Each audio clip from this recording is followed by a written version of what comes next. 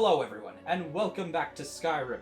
So, if you missed the channel update for 2023, I explained where I've been for the past couple of months. That is currently still processing the HD version. I haven't even set it to public yet. We're still waiting on that, but by the time you see this, it will definitely be up. So if you're curious about where I've been and such, and what technical issues I've been having with recording, that explains all that. It's about a 13-minute video. Good stuff. So, today, we're doing another mod showcase, sort of, because it's not one specific mod, but rather a collection of mods. So, what we're going to be looking at today is a new feature of ENB. Now, ENB is a graphical sort of overlay for Skyrim. I'm not going to pretend to understand how it works technically, because it's probably pretty complicated, and I'm not that advanced yet. We're getting there. But it is essentially a graphical modification that you download. So what you do is you download the core files, and then by itself, the ENB doesn't really do all that much, but you get this. You get this whole menu filled with all these different settings. And then you can either configure them yourself, which takes a really long time because, as you can see, there's a lot of them. Or what most people do is you go and download a preset from a website like Nexus, which is just various configurations of these settings. But anyways, the long and short of this is that it allows for a lot of different advanced effects that you can't get any other way.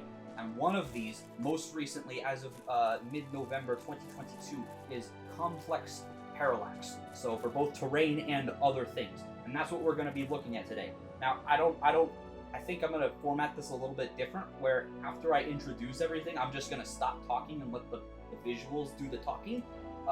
So this is a bit of an introduction. I am going to start separating my videos into chapters now, so it should be a lot easier to navigate that way as well. So I have a number of Parallax mods here. So it's only 2.5 months old, so there isn't a massive amount of support for it yet. However, there are a few people who have been leading the charge, and these individuals that I have seen so far are Skirkbro. I'm sorry if I got the name wrong. Skirkbro is what I'm gonna say. P. Fuchsia, that's pretty standard. He's always at the forefront. Hein84 and Mysterious Dawn, most recently. Mysterious Dawn's been pumping them out the past couple of days, like, sheesh. But so we've got a curated selection of all of these, and I'm gonna be showing you the difference between all of them. What? Don't walk up to me like that. All right. I'll just shut up and let the parallax blow your mind.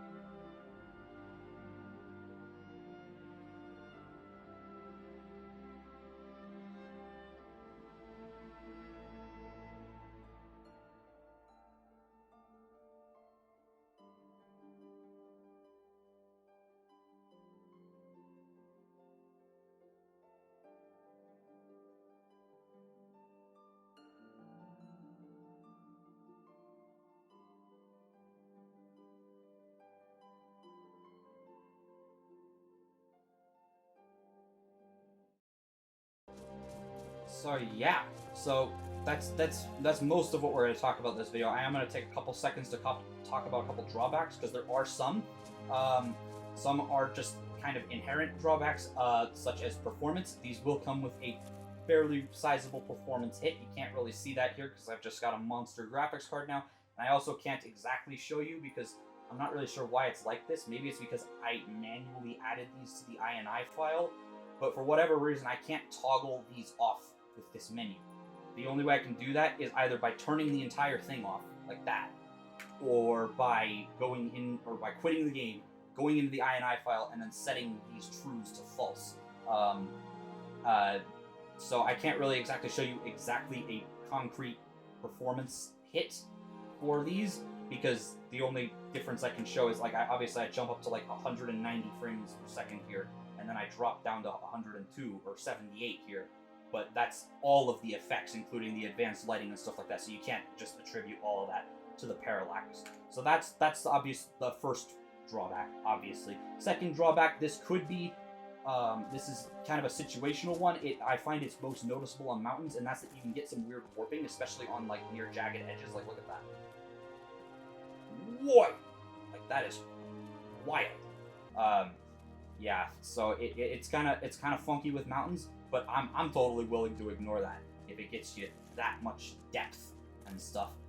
And then the other drawback is that depending on what kind of like terrain pieces you've got, like some of the little, like right here for example.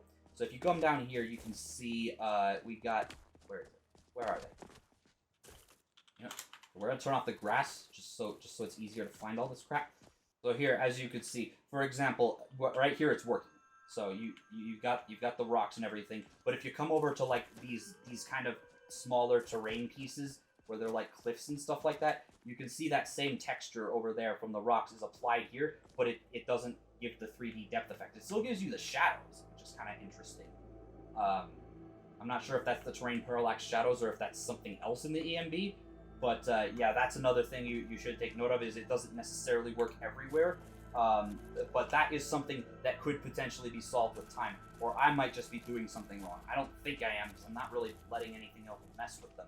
But that's just another thing to be aware of. And if you use older parallax textures from before complex parallax, they tend not to translate very well. A lot of times they'll end up looking really spiky and just not right.